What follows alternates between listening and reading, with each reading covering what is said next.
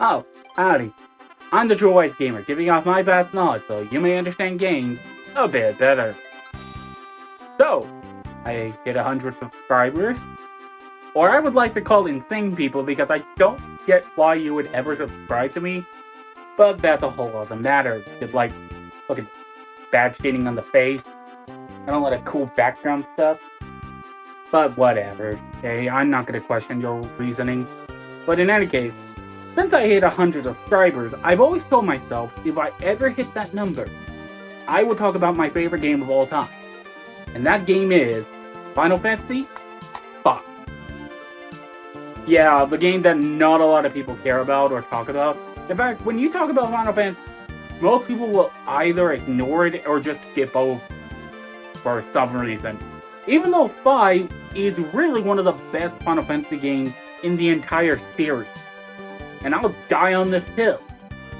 The point of this review is to talk about how much I love this game and talk about a few things that I thought about the game and why I love it and things that people forget or misknow. But the point of this review, in the end of the day, is to make you try Final Fantasy V, no matter which version. Well, except that version, but we'll get into that in a moment. Also to add, I'm sorry, this isn't like one of those, oh my god, these special review that goes into history of games. That's not me. That's not my thing.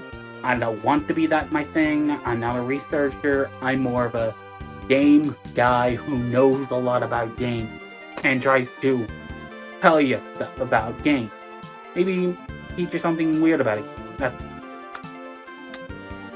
And really, there ain't a weirder game. Final Fantasy V.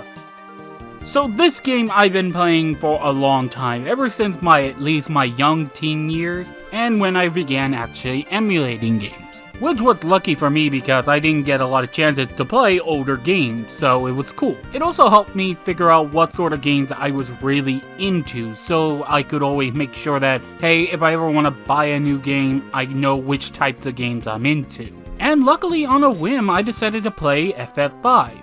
Though to be clear, I'm talking about the GBA version, to be clear, since at that point, that version was the best until the Pixel Remaster version, which we'll go into in a bit. Though before talking about FF5, we really need to talk about the other two games.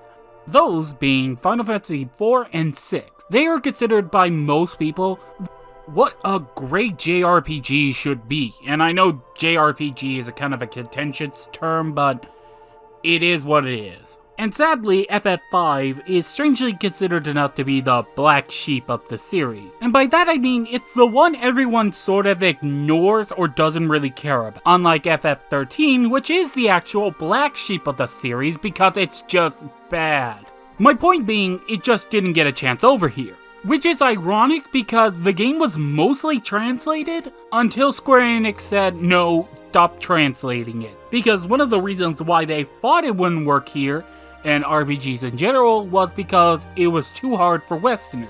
Which is like a whole can of worms that I am not willing to indulge in because of having played so many weird RPGs of that era. I can tell you that question is really weird because of a position I have that if I ever talk about Final Fantasy VI, just note I'll talk about it there, okay?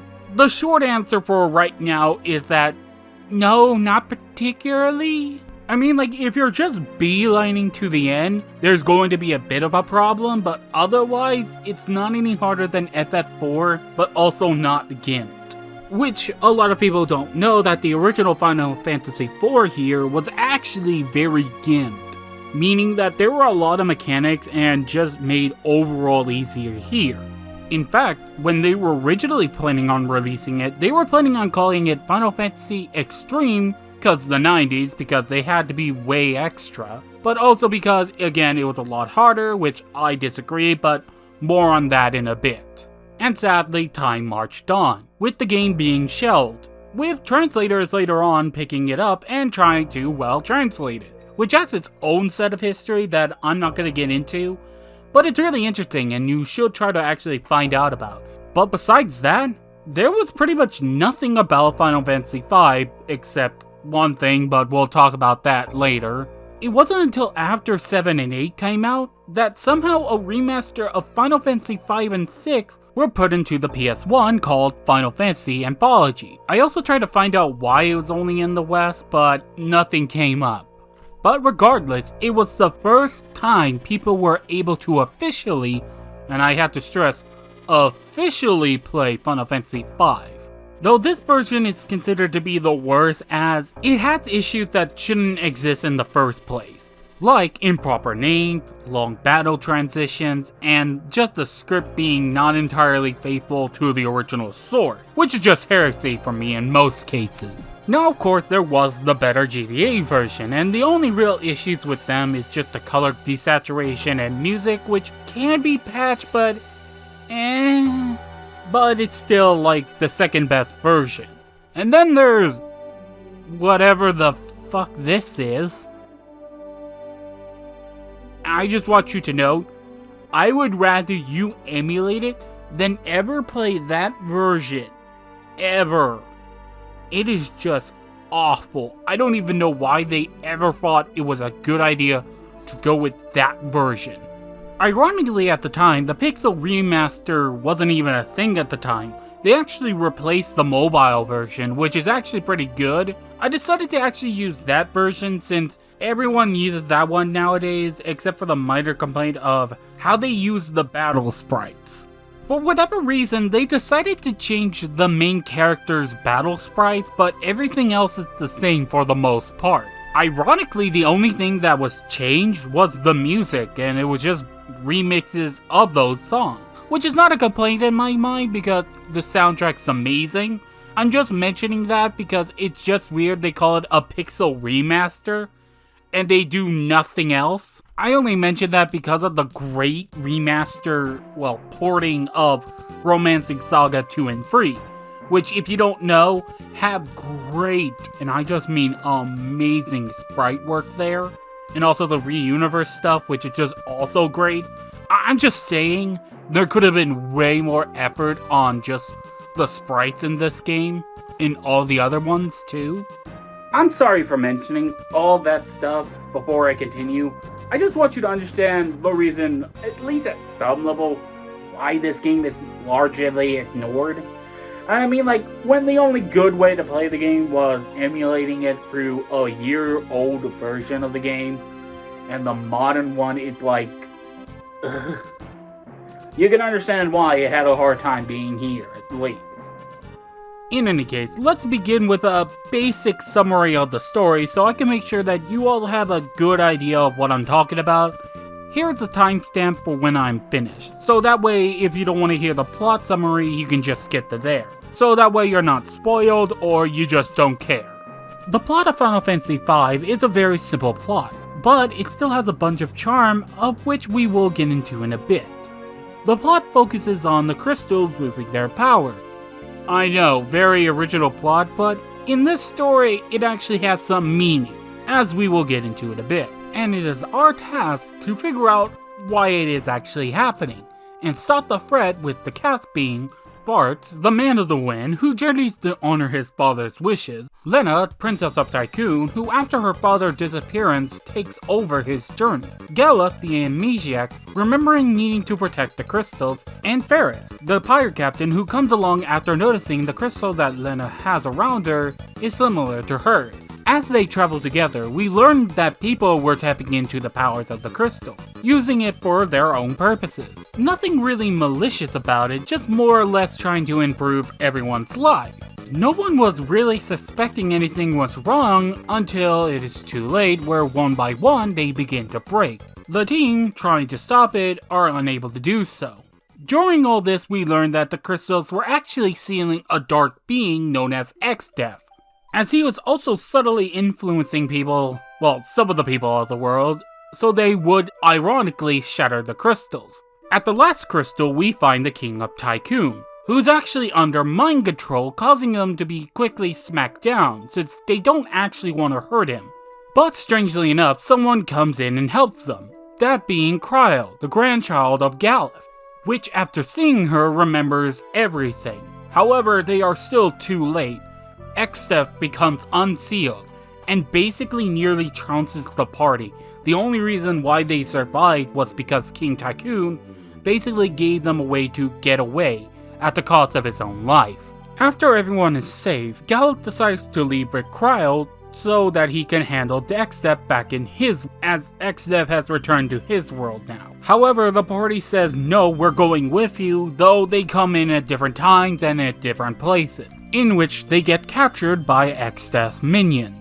X-Dev then taunts Gallup with his friends, and that just gets Gallup really, and I mean really pissed, as he basically gets on a dragon, runs in, beats up Gilgamesh, we'll get into him in a bit, frees his friends, and tries to escape. As they try to escape, they meet up with Gilgamesh again, and this time, he's very serious. Well, as serious as a jokey character can be.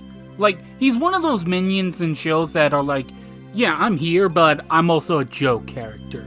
I mean, I can kick your ass, but, you know. But after the battle at the big bridge, X-Dev decides like, okay, that's enough, and decides to put a shield up to make sure that that doesn't happen again. At this point, the team decides that they must protect the crystals of this world so they don't fall into the hands of X-Dev. But before we continue on, we have to meet up with the sage Guido, who I, for some strange reason, forgot to mention in my original recording for some reason. I'm not entirely sure why. He's a very minor character, but plays an importance later on, but otherwise, he's here. Essentially, he tells us where to go next, which is the Forest of Moor, which is where he was also created, but we'll get into that more later. When we reach the forest, we find that X-Dev also began setting the forest on fire, because he thinks it's a better kill two birds with one stone thing, because the forest wasn't allowing him to also find the crystal. We barely escaped the fire with the help of Mughals that are just here because, I'm really not sure why, because the Mughal forest is actually a little over there, but that's a whole other thing. After a bit, we find the crystal, but they have an automatic defense system, thus attack the team, but we easily defeat them. However, this lets X-Dev take control of the crystals, and uses them to destroy the team. The team is helpless, as Cryo comes in trying to help us as well, but is also captured and tormented by X-Dev. This is where Gallup has had enough of X-Dev, as he pushes through the attack and destroys one of the crystals, as he soon faces X-Dev alone, and somehow forces him away. This, however, comes at the cost of his life. There is nothing you can do to stop it. As he dies, he gives its power to his granddaughter so that she may carry on what he cannot do. After they regroup, they decide to take a frontal charge at X-Dev's castle. As they climb up, they find out that the walls of the castle are an illusion. For the real terror of the castle, it is made of the flesh of the living, as it jitters in pain. Let me tell you something, this was really hardcore. I really keep forgetting we were that hardcore back then. When we reach the top, we easily defeat X-Dev, but we are too late, yet again. As the crystal shatters, the world begins doing something weird. It fuses with Bart's world. You think the game would be over, as with X-Dev dead, what is there now? And now we must solve, well, why are the worlds fused? We then decide to talk to Guido, who is a sage who was in the plot earlier. I didn't mention him because it wasn't that important, but at the same time, I'm trying to speed this along. He explains that this world is the actual world, the true form of the world. A long time ago, a guy called Ennuo was using the power called the Void, a power that could destroy the world. So 12 legendary heroes of yore defeated him and sealed him away, along with the Void, basically by separating the world in two. Though with the world now whole again, the Void can return now with its power, which becomes even worse now as X-Dev returns. How do you ask? Well, you see, he's a spirit. He can't really die if he's not living to begin with. It's the reason why the Warriors of Dawn could never kill him. He can always come back. Which is important for an interpretation of the story that I have, but again after this. Well, sort of. And after this, he uses the power of the Void to send the castle of Tycoon to the Void. And this is with him barely even in control of the Void, and he is able to do that much. except decides to just go into the void so that he may gain more power in it. The group then decides, after a bit of training and finding more stuff to make sure that they can fight him, decide to go into the void. They enter the void and fight their way through, though not without one last appearance of Gilgamesh as he helps the party against this guy. After a long dungeon, which, let me tell you, I hate the last section of the dungeon because of these monsters here, because they can deal way too much damage at the end. They are seriously worse than the final boss. How the hell is that even possible? In any case, he is able to now fully control the void, as he then sends the void at them.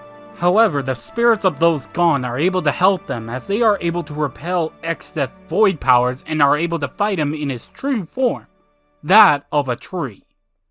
Which is a weird boss fight, but whatever. And after defeating this form, he is quickly absorbed into the void, because nothing escapes the void.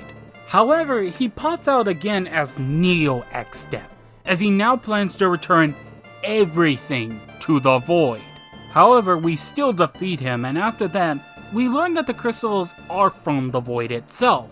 And with their powers, they can help reform the world, basically returning things that were taken to the void back to the normal world. And with the crystal shards that you have been using for a long time, becoming the new crystals of the world, returning balance to the world. The spirits of those gone send them back to the fused world, where they live all their lives happily, promising to protect this world and its crystals. Until a crappy anime happens, but I won't talk about it. I had to seriously ask about this.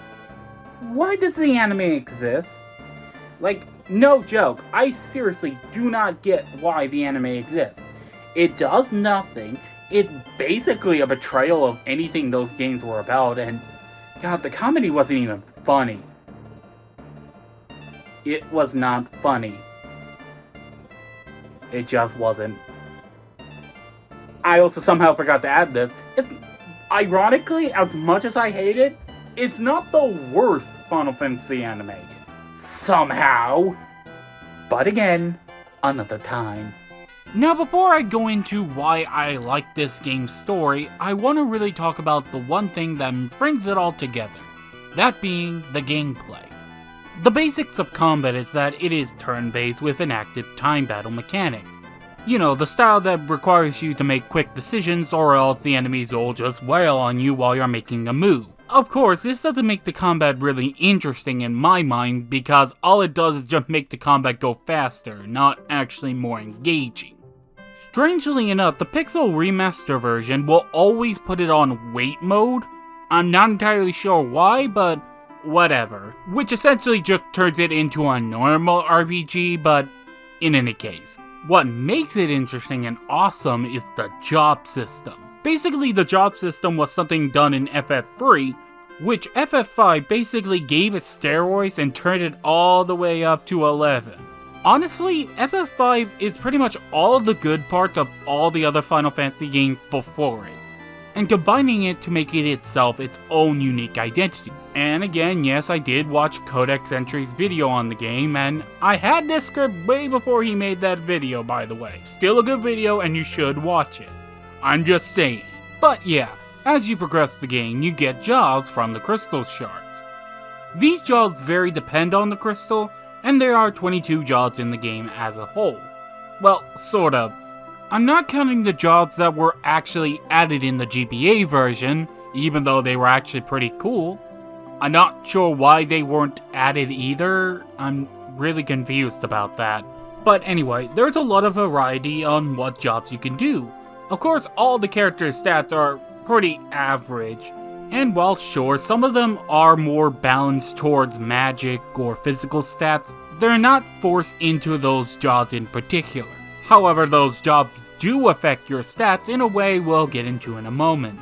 The jobs do allow for a lot of customizations, like for example, do I want to make Bartz into a knight or a dragoon? Make Lena into a thief or a red mage, etc, etc. It allows for so much depth that it is surprising how much customization you are allowed to do. As that's not even the beginning of it all. See, the jobs themselves have levels to them. That, over time, through battle, gain more and more levels, meaning they gain more and more abilities. Like the samurai sword grab or ninja's double move, which are awesome, which sadly I did not use for this playthrough even though it would have been helpful. Which should just tell you again how much you don't need to entirely worry about it and just choose whatever you want. And the amount of options you're allowed to customize which is just so much that I legit cannot tell you how many varieties there are in it. Which is not even done yet, because they're even allowed to be more customized by adding abilities from other jobs. Like for example, a knight with white magic, or a bare-fisted black mage, chemist with mystical knight moves, or a blue mage that can use a katana. That list can go on and on and on, and you're still not done. Because all the jobs are awesome, but the true value of them is when you master them. And this comes into line with the last job and first job you have, that being the freelancer job. As I mentioned earlier, while you're doing a job, you'll gain ability points, which will level up a job. After a while, you will master it. It's a semi-improvement / holdover from Final Fantasy III, with the Onion Knight, which as a job, it just sucked. Like, it is so bad that I'm amazed they allowed it to be a thing. See, the Onion Knight is like your starting class in the game, except in the remake, but that's a whole other thing. For the longest time, they are the worst class in the game. They don't gain any worthwhile stats until level 93. Which, if you don't know, by that point, you've already beaten the game a few times. Like, I'm legit confused on what the heck was even the point. So if I had to hazard a guess, they looked at it and said, what can we do better? And came up with the freelancer job. Basically, the freelancer job will gain the highest stat bonus from a job without the stat penalty. To give a quick example, if a knight's strength stat is higher than a mage's strength stat, it will take the strength stat of the knight. However, since the mage has usually higher magic stats, it will usually choose those over a knight's magic stats. Meaning the freelancer job gets the best of both worlds. Meaning it's a very good class for endgame stuff, though you can't actually beat this game without touching the freelancer job ever again. In fact, here's a fun thing I did learn and I didn't know was a thing.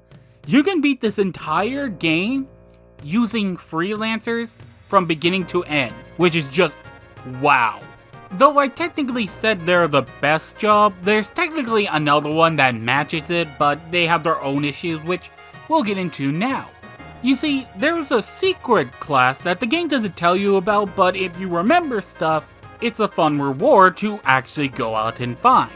You see, at the water temple, it basically sank into the ocean with a crystal shard that was still there and we just couldn't get. So the party decides to go down there, but they have a limited amount of time. While trying to get down there and trying to find it, they meet this guy.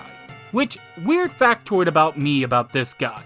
You see, for the longest time in my life, I thought he was wearing a scarf. I didn't know that was his face. This is how he looks. I don't know how I didn't see it, but God, I feel like an idiot sometimes. But he's a bit of a tricky bastard too, because, well, the thing is about him, he's very hard to fight normally. You see, he's a mimic. Mimics are a basic job class that basically allows you to copy whatever your enemy's about to do. Meaning that they're a lot harder to handle if you're using your most powerful stuff. So how do you fight him without really, making him a mimic? Well, there are a few options, but the most interesting way to fight him is to copy him. As a mimic, he can't really copy you doing, well, anything if you're not doing anything either. And once he learns that you're doing that, he actually praises you for being a good mimic and just lets you get the job. And to repeat, you can actually fight him, though it should be warned that you shouldn't do this normally unless you got some time magic to teleport out immediately, because otherwise it is actually very possible to defeat him normally. But okay, what are the benefits of getting this job in particularly? Well, while also getting the mimic ability, You gain free slots to just add any abilities, which allows for a lot of potential. However, it doesn't allow you to gain the attack and item ability. You had to actually put those in there. So more times than not, it actually is a good way if you want to use them as a main. And also luckily, it does have the same ability that the freelancer does with stats. So again, it's really useful if you want to. And before we continue, I want to just talk about one last thing about the jobs, that being the Blue Mage, which got its introduction here, and sadly I did not do for this run. See, Blue Mage is a job that basically is like the Mimic, but instead of just copying the ability, they can use it whenever they want as long as they've seen it, and get hit by it. Which if you can't tell immediately, yeah, that's a real deal breaker for me. It's also not helped with how much of a time sink you need to do just to make it actually viable. Though that's not to say it isn't viable, it is like one of the best jobs near endgame because of just how powerful it can become. Though this is ironic because throughout the most part, the game is actually very easy. Yeah, at first it's not that hard, and it does begin to ramp up near the middle, but otherwise it's very easy as long as you're paying attention. The only real challenge the game will ever have for you, for the most part, are just the bosses, which is where the real fun begins. This game's bosses are just really awesome. They are awesomely done by the ever-awesome Tetsuya Nomura, in which this game was his big break as being an artist for the series. You can say what you will about his humans because they can look a little too similar to one another, but when you look at his monster designs, they are just amazing and will always look cool.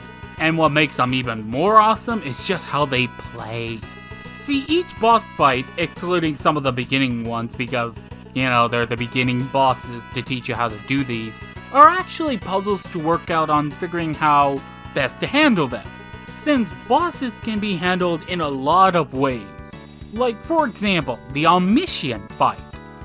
He is a magical opponent, which he will only ever take magical damage. If you ever try to use physical damage on him, he will use the only version of the spell return that basically allows him to come back at full while you're just left to you. It's pretty much a deadlier version of Mandem or Bite the Dust. So, how do you fight him? Well, you could just mage him like normal, or you could put silence on him, which essentially breaks him in half because he can't actually be able to do much else. Or have a Mystic Knight that could just be able to reapply mute on him continuously while wailing on it. Another cool fight you can do differently is the Wendigo fight, where he makes multiple copies of himself, but there's only really one him. You would think that just using multiple hitting spells would work, but that will result in them all attacking everyone, and if everyone's a bit underleveled, it will decimate the team. And honestly, that can still work as long as you make sure that your team can, well, handle it by either giving them HP boosting abilities or just, you know, healing them regularly. Or heck, maybe bring some items that can just really null their attack, meaning that they can just keep doing the same thing over and over again without risk. Or heck, use a Geomancer's Gaia ability that can allow you to hurt them all without actually worrying of rebound. That last one was new to me because I never tried it before, but it was interesting to try here. Or bosses like Atmos that can actually be put to sleep and hitting it when it is, allowing for it to just, you know, keep putting it in a loop where it can't do anything, or even throwing some gil at it just to make sure it doesn't wake up, because for some strange reason, yeah, you could just hit it with a sword and that'll wake it up, but throw 1,000 gil at it? Yeah, that won't wake it up for some reason, but whatever. Or heck, going with the basic standard ability of just wailing on it while it sucks in another team member. There are just a lot of ways you can handle these bosses. Weirdly enough, whenever I was talking about things, I did not do any of the things I was supposed to do in the review. I don't know why I plan these things out at all. But I kind of want to just at least show you that there's a lot of choices you can have. The amount of choices is just so many that I'm pretty sure no two playthroughs are ever that particularly the same. Well, mostly. And I think that amount of freedom is amazing. I mean, like, there aren't a lot of games that give you that amount of freedom. I'll begin this section talking about the theme of growth. A really simple theme that is really enhanced by everything the game does, and shows off a good example of ludonarrative cohesion. First off, we need to begin with the cause of all this. People using the crystals for their own benefits to make their lives easier and more comfortable. The issue was that the crystals were being overused and were at the breaking point, as the crystals were made to make sure that the world was stable.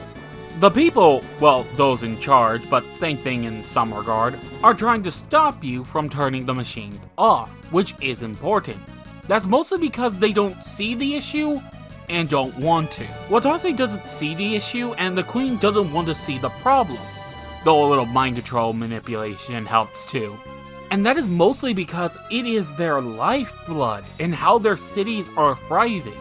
If they get turned off, who knows what could happen to their town and people. So they choose the easy option of using the crystals instead of something else. And little did they know about the true terror that lies behind the crystal. Though this part was not born by them, but by the Dawn Warriors. Well, not entirely, I'll get to that, but in a moment. Because they could not find a better answer and chose the easy option of sealing him away in the crystal, and in some part dooming the other side to save their own side. Dorgon, Bartz's father, did not even like this answer, but with no other option, he conceded to sealing him away as well, but chose to stay in this side so that he would never rise again. Also because of Bart's mother, but you get the idea. While the others head back to their own world self-satisfied that they had finished the job, not trying to find a way to more permanently solve this issue, and only started when the crystals were actually at the point of no return. Heck, even X-Step in some regard is tied to this issue of not handling a problem, as X-Step was born from a tree, because people kept forcing evil spirits into them instead of facing those evil spirits and driving them away. In fact, when the forest became infected with monsters, they abandoned the entire place, and mind you, this is the same forest that held the crystals, meaning they had left the crystals in the hands of literal monsters. And that is ironically where we come in. We are journeying to stop X-Step so that we can protect the world with the help of the crystals. Note that I said help and not the power of the crystal. And sure, they did give you the jobs and they are powerful, but it is with your power that they become as strong as they did. And after you mastered it, you became one with it, thus not needing the powers born of the crystals, since it is now yours by way of the freelancer job, the one you start with. The job that was not useful for the threats ahead. And after so much, you grew stronger on your own, bringing it full circle, showing that humanity can do so much, and through that power you made yourself, you were able to fight X-Step at the end and able to defeat him with the powers you gained.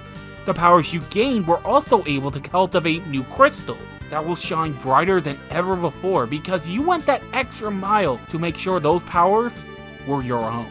The entire series has always made it a kind of minor point to make sure that the crystals represent growth and the ability to become more than what you were beforehand. That's not reading much into it, that is just a thing the series does as a whole. As you progress, you became more shaped and stronger. It is literally growing and maturing as you are, like a crystal in a way. Sure, you're a little small, but over time you become bigger, stronger, more refined. Better than whatever the fuck FF13 was doing with its crystal motif, and still did nothing with it. Did I ever mention I hate Final Fantasy 13? If you don't, I hate Final Fantasy 13. I think it's the worst game ever made. Anyone who likes it is a scumbag to me. I'm of course lying, of course, but you get the idea. In fact, why don't we just go into a minor tangent about how FF13 is the anti-Final Fantasy V?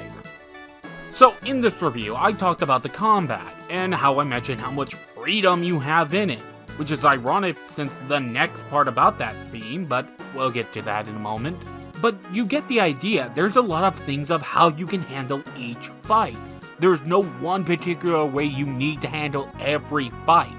In FF13, there is only one option. There is never any need to worry about any other option. Like, the only option you have is changing your team members, which, does it really even matter when they're all the same? And sure, I mentioned that FF5's combat is easy, but that's just because it allows you to just flex on the enemies because of how many options you have. While FF13's combat is just a set rotation of things you need to do. You never really need to think about what you need to do next. FF5 at least respects you enough to know that you need to do something more than just press attack. And I usually don't mention graphics, but this is something that's always pissed me off. FF5 looks simpler, but it has a timeless charm to it because it has its own particular look and won't look dated, like FF13. You know, this is why graphic wars are really stupid. And sure, the plot of FF5 is simple, like it barely even took a page to elaborate on what exactly happens in Final Fantasy V. But FF13's plot is so nonsense. So much nonsense. Like, I am still making my videos on it because I am still confused about a lot of things because there is just so much nonsense. And none of it is focused on the characters enough. There's just nothing with them. And I just hated everyone by the end because the plot was so stupid. Which is just fucking weird when the story is all about defying fate. Ends up being about fate to begin with. No freedom to make your own destiny. Which, speaking of freedom, that's the next theme we're about. Though, before that, we need to actually talk about the characters for a moment. And really go on a criticism about them that I really want to touch on. Which, before I continue, I need to mention this live journal I found online, which was really well done and really explains why the characters are amazing. While I am going to pull some of the ideas from it, I hope I'm not doing so in a way that is still plagiarizing, but in any case, here's the live journal. You should read it. It's down below too. There's also a bunch of videos that you should watch because they're really good retrospectives and critiques of Final Fantasy V. I like them. They're really good. Go watch them. The criticism this game gets a lot is, well, the simple one that the characters are flat. I argue that they're more developed rather than being developed. I know that sounds odd, but think about it like this. The characters are past the point where they need to grow. They already have and are mature enough to be on their own. And really, the things we learn about them are just learning stuff about them and understanding why they are the way they are. And that's good enough for me, because not every character needs a character arc. Plus, it's not them that needs to change, it's the world itself, since they need to make people realize they are relying on the crystals solely, and you know, it is causing major problems. And now let's actually kind of get into that with the characters, and again, I want to just say, while I did take some interpretations from the live journal, I'm more expanding upon it in my own way. Again, go read it, it's really good. But in any case, let's actually begin with Bart, the man of the wind, going wherever he wants. He's pretty much thought of as the college kid touring the world. And if you want a geek reference and a Kamen Rider reference, he kind of reminds me of Eiji from Kamen Rider O's, who journeyed because he loves the world and wants to see more of it. He's mature enough to understand things, but still at that level of immaturity to do dumb things. Like getting into an argument with a small child about pointless things. It's funny, but it's something he would do. The game actually does something odd with him when he doesn't actually initially join, and the reason why he's pushed into joining is after Boko tells him, "What the heck, dude? Does he actually plan to join the group?" One could say that after so many years of traveling, he's mostly kind of disconnected from the world. Not in that kind of asshole way, but more in that sense of the, cool man, I hope you go good with that, man. Peace, man. And honestly, throughout the entire journey, he's pretty much the happy-go-lucky guy. He's never deterred by anything, like When the team is facing a mountain that no one has climbed back from, and the team is wary of their chances, Barth comes in and says, "Then we'll be the first one up there," which brings everyone back to spirits and just continues onward. Though, while everyone's like this, it's mostly him who does this the most, though he isn't always like this. When thinking about his parents and their, well, short life, he's always saddened because he didn't really know them all that well. It affected him so much that staying at a person's home keeps him jittery and won't let him sleep easily. He's just so used to sleeping outdoors and not being near towns. Well, except at inns, but that's a whole other thing. And the reason is, he doesn't want to be reminded of that because he wants to just be happy and just be free of that sort of feeling. And I just think that's interesting in a way, you know? Next, we have Lena, who I would call the least characterized only because I have a hard time drawing up anything about her that makes her deeper than on a normal glance. Then again, that doesn't make her bad, just leaving me wanting more to work with. In any case, Lena is the girl who wears her heart on her sleeve. She's essentially the kind one in the group who just really kind, like the type of kind that Vash would like. Someone who's willing to sacrifice themselves for others. I mean, she leaves her own home on her own 2 feet, and might I add, alone without guards to help her. Even though that ended up with her being kidnapped by goblins, but hey, that's still commendable. She throws herself in poison trying to save Hiryu, first to jump into the unknown into Gallup's world just to help him. She is reckless at times, but mostly because she doesn't want to lose anyone, and wants to help anyone she can. After the death of her mother and nearly trying to hurt Hiryu to possibly heal her, and realizing, that's dumb, I shouldn't do that. Though would like to mention also, she's not like some weakling that can't be strong on her own. Cause there are many times where she shows off that she is strong. Like when she gets poisoned. No, this was a different time, that happens a little too much for my liking. She's poisoned and, well, everyone else decides to fight this other enemy, and so does she because she doesn't like to just be out there alone, not helping them.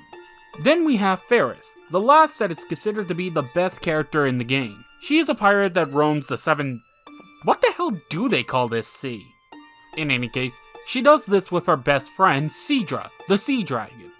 After being saved from the sea by a group of pirates, though what caused this to be happening is unclear because they don't actually explain it, like at all, which is really weird. They usually do bring up some past scenes in the game, but for whatever reason they don't bring up that scene in particular.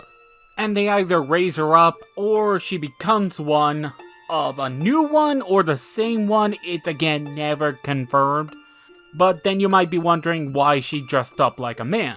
It is more speculative, as it's more implied they did this as they cared for her over time and wanted her to be strong, so they did it the only way they knew how to. It's weirdly also implied that she lost her memories of her past, thus why she never went back to the Castle of Tycoon, but later shows her memory of it. I'm sorry, Ferris is a really good character, but some of her backstory is a little weird and not really elaborated on properly. Or maybe it's one of those dissociative things where you kind of like forget something, but when it comes back you remember everything about it. I know that sounds weird, but it's an actual thing people can suffer from. I mean, like when we meet her, she's very rough and tough pirate, who doesn't take the party out due to only her curiosity of Lena's pendant.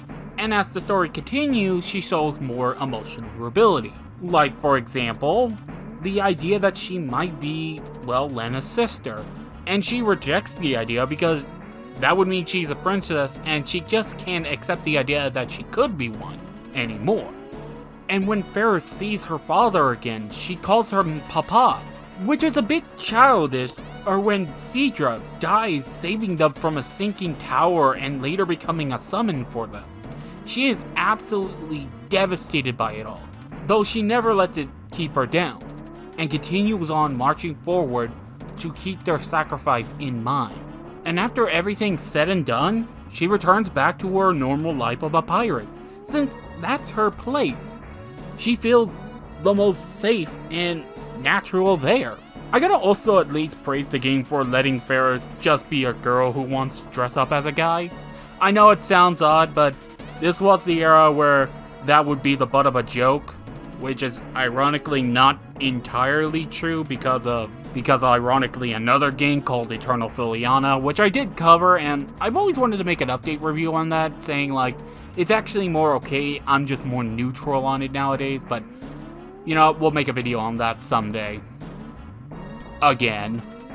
And when you think about it, Final Fantasy VII did the same thing later, and had none of the characters really question why Cloud was dressing up as a woman. Though ironically, the game says it best. Ferris is Ferris, and that's all there is to it. Next, we have the awesome Galef. Now, I want to just address this now. Can we add him into the Hall of Badasses? I mean, when you really think about it, he does a lot of amazing things. I mean, let's repeat some of his achievements. He pilots a meteor to another world alone.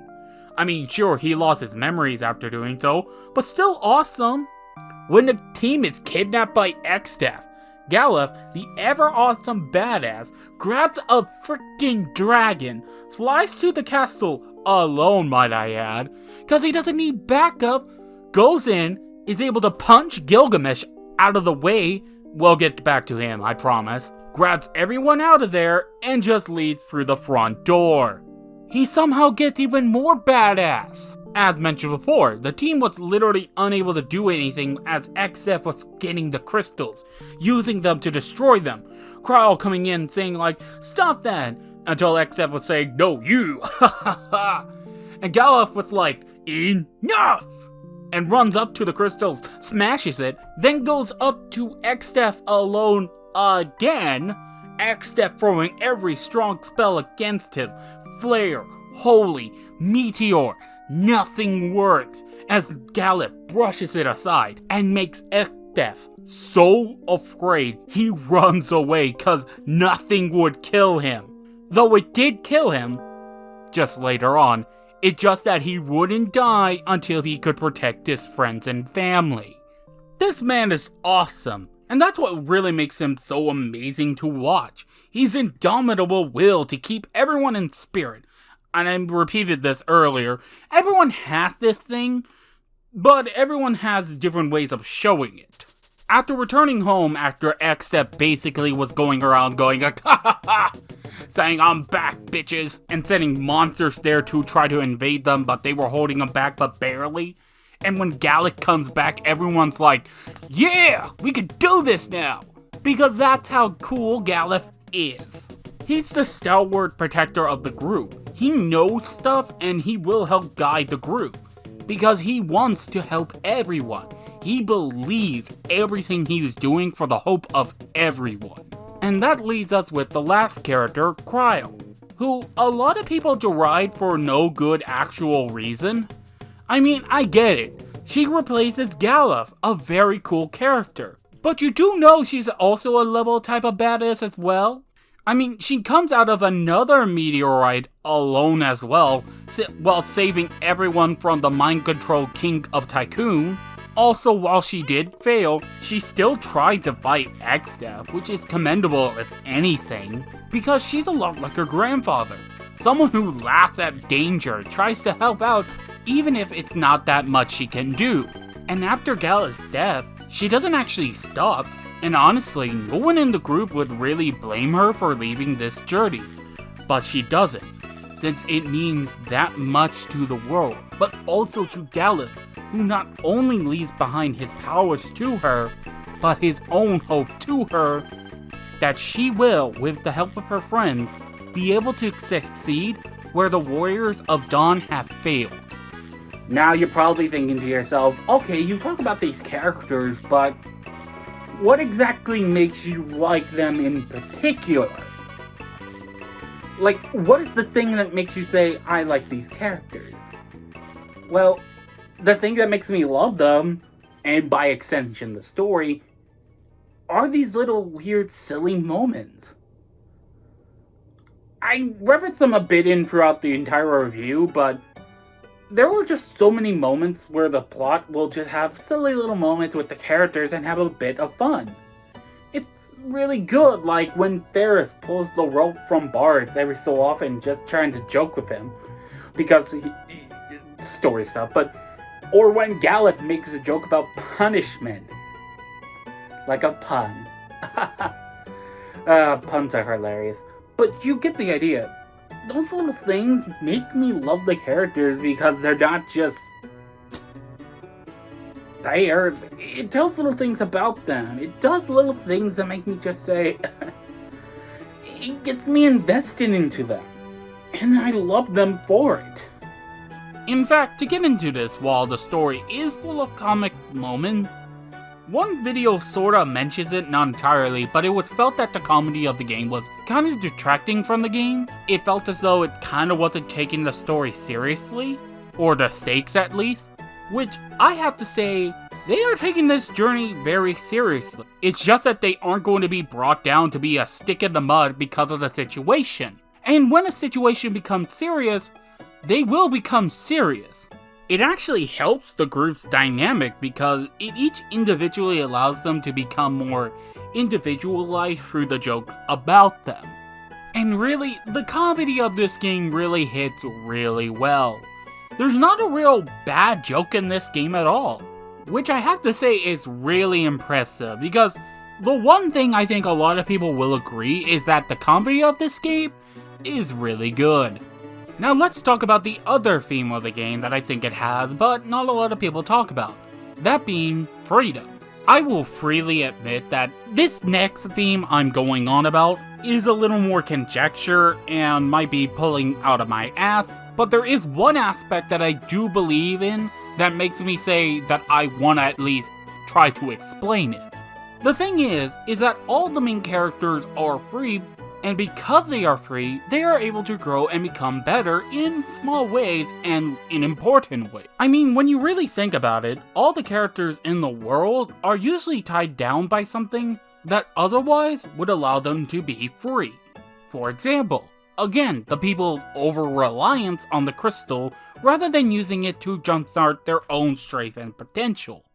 Or the Dawn Warriors not using their strength and knowledge to find a better way after sealing X-Death. This one does require a little more thought into it because when I say they're not free, I mean after they seal him, they kind of have no way to actually know if it will work, so they decide to just say fuck it and not do anything. Thus, they trap themselves from the possibility of defeating him. Ironically, the biggest example of this idea is the character of Gilgamesh. I mean, like, when you really think about it, at first he's a bit underhanded and will legit use cheat tactics to win.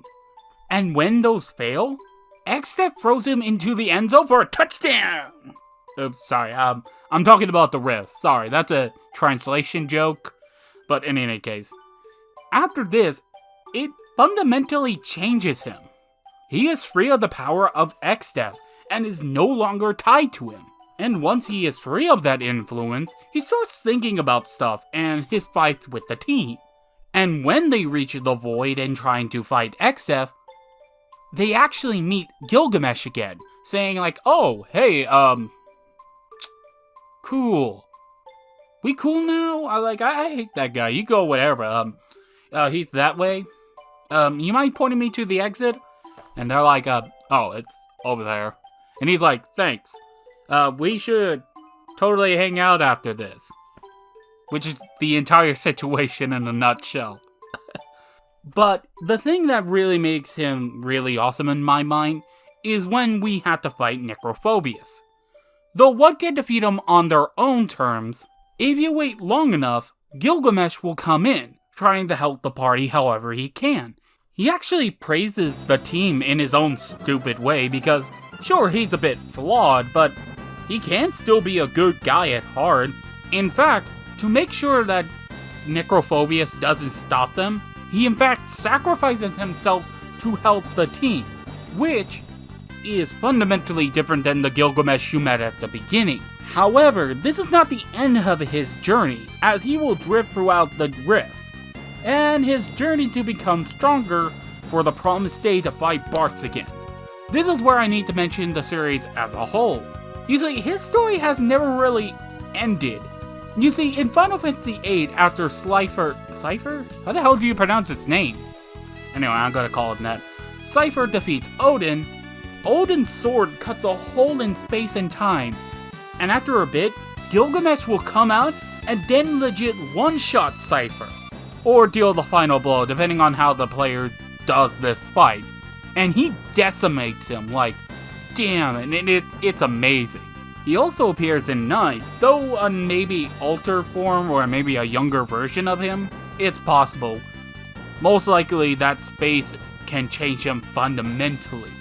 Or 12, where he's just collecting people's swords and actually somehow also stole the swords of other Final Fantasy characters, which is kinda cool in a way. Or appears in FF13 too, and yes, I would say this is actually another good one, cause he makes a bunch of fun jokes about the situation, and he's still awesome. And you see, I can praise Final Fantasy 13 for something.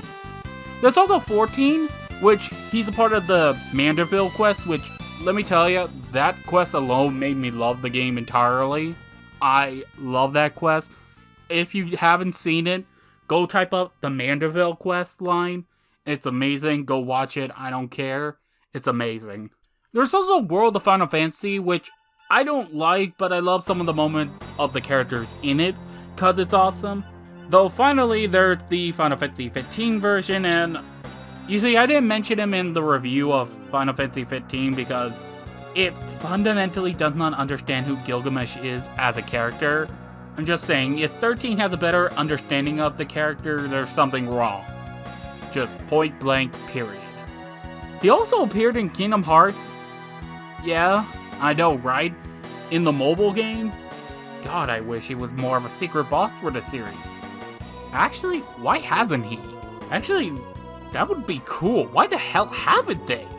Damn, I'm just thinking about this more, and it really feels like they really should have done something by now with it.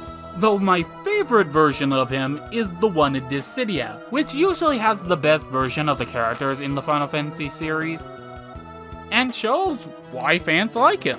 I mean, sure, he's still a bit of a jerk, but there's still some good in him.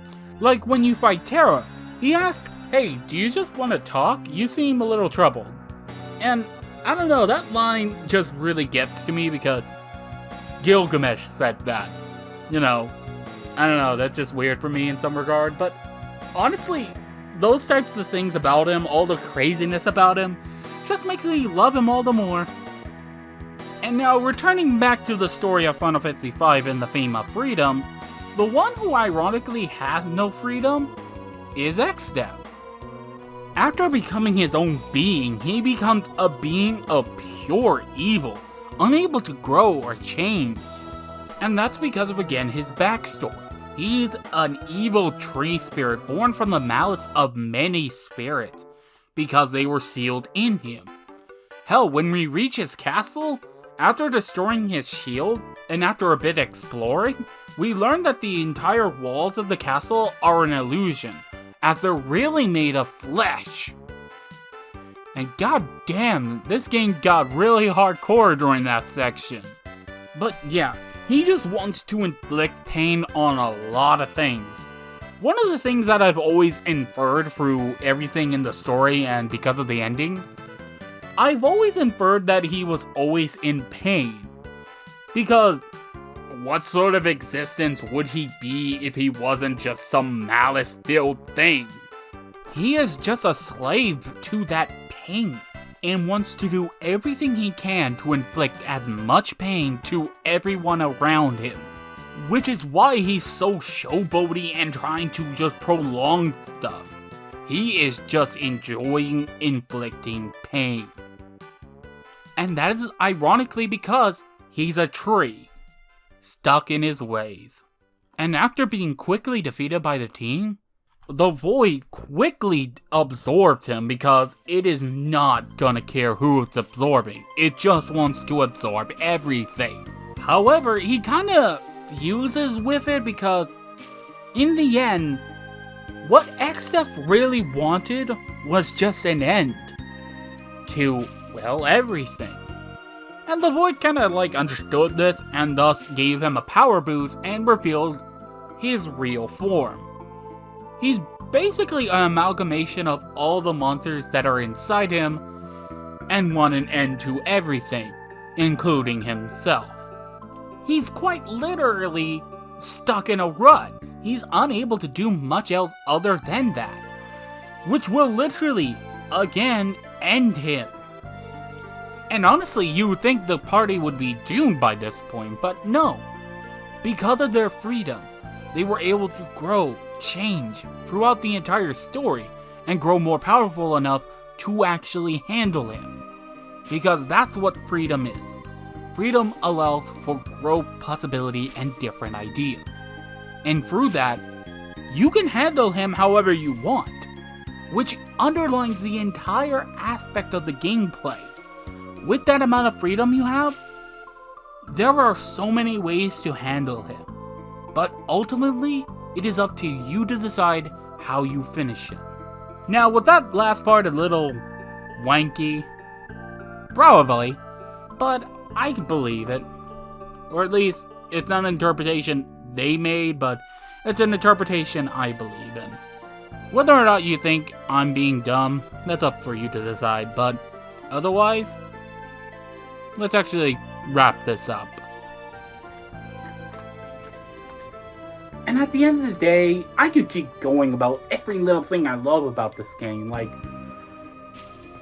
Actually, I went into everything I loved about this game. But I could keep going, just going into the more individual things. But at the end of the day, whenever I play this game, I don't feel bored. I don't feel like, ugh, I hate this moment or I hate that moment. It's a solid ride to beginning to end. Is it always going to be memorable? No, but there's never a moment in my mind where I say to myself, I want to stop playing. This game makes me keep coming back every time. And I love it. I never get tired of it. It's a game I will always keep playing. I'll always love, always try, maybe one day with the Fiesta mode. You should try it, by the way. It's fun. I've only tried it once and I gave up halfway through because for some reason, I don't know why. Again, it's one of those weird things where if you emulate a game long enough, you kind of just stop caring enough. But in any case, what else to say? I want to thank everyone here for, if you even came this far, thanks? I don't know, very few people do, and if you hear, thanks. Next time for Warriors of Light, or as I like to call it, wait, did I? No, I did not bring it down. Yeah, this is why you pre-plan everything. But then again, pre-planning is never Final Fantasy's greatest thing, because it's always bravely by default. God, that was a terrible lead-in. God, my puns suck.